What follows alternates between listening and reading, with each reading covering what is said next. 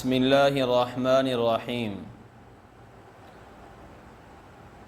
انسان بہت کمزور ہے۔ جب کسی مسلمان کے اولاد فوت ہو جاتی ہے، نابالغ اولاد، تو وہ بہت زیادہ پریشان ہوتا ہے۔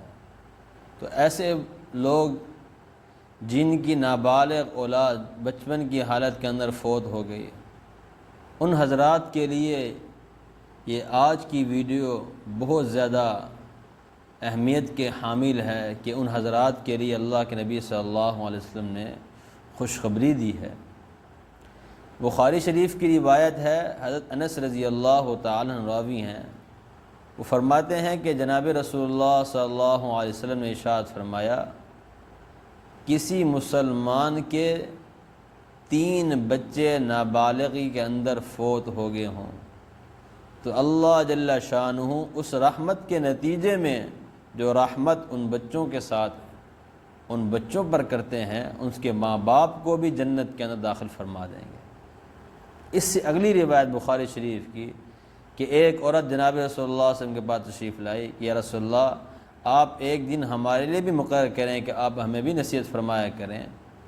تو آپ صلی اللہ علیہ وسلم نے انہیں نصیحت فرمائی، وعظ فرمایا کہ جس عورت کے 3 بچے نابالغی کے اندر فوت ہو گئے ہوں، وہ بچے اس کے لیے جہنم کے لیے آڑ بن جائیں گے، یعنی بچے جہنم میں نہیں جانے دیں گے اس کو۔ پھر کسی عورت نے سوال کیا، یا رسول اللہ، جس کے 2 بچے فوت ہوئے ہوں؟ آپ نے فرمایا اگر 2 بچے فوت ہوئے ہوں اس کے لیے بھی یہی فضیلت ہے۔ تو اولاد جو نابالغی کے اندر بچپن کے اندر فوت ہو جاتی ہے، ماں باپ کو رنج تو ہوتا ہے، ماں باپ تو غم تو ہوتا ہے، لیکن اس پر بہت بڑا اجر ثواب ملتا ہے۔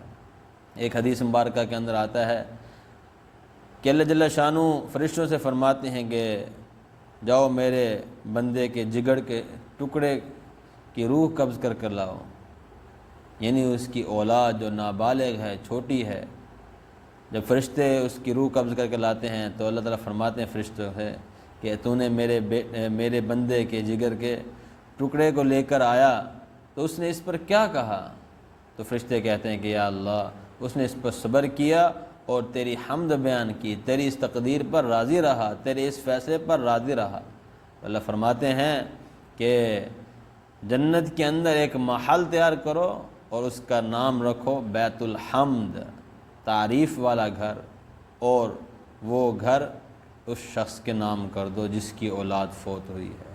تو اس لیے بچے فوت ہو جاتے ہیں، انسان کو غم تو ہوتا ہے، ماں باپ ہیں، لیکن اس پر صبر کریں گے، دنیا آخرت کے اندر اللہ تعالیٰ جو ہے وہ رحمتوں سے برکتوں سے نوازیں گے۔